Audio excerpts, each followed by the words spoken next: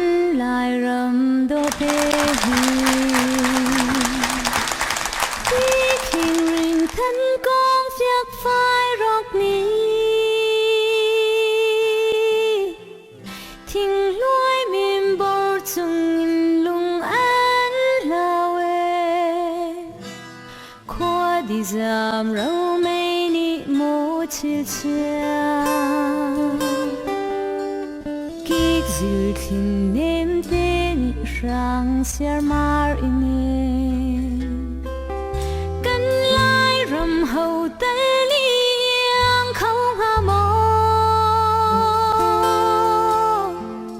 boy pa tla chua mi kan ram do te bun ro a liam chia chan na lung an la kan lai ram do a do khun câu a do khun kan xem na kan ram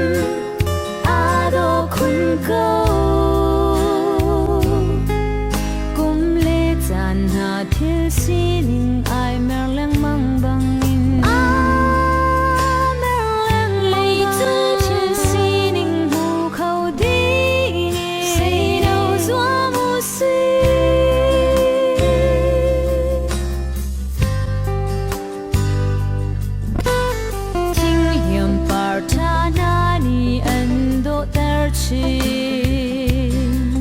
đinh đi vào lòng chốc lấy sân ri ăn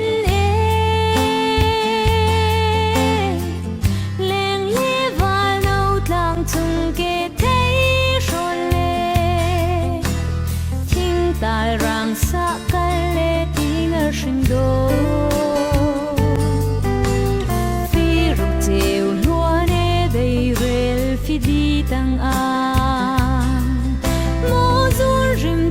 ti zu bang paran chua leng le va no bi zun khai mai ne chom kuang lên pei buồn ser na mo ra cha và con nun ngây khâu tu vai cha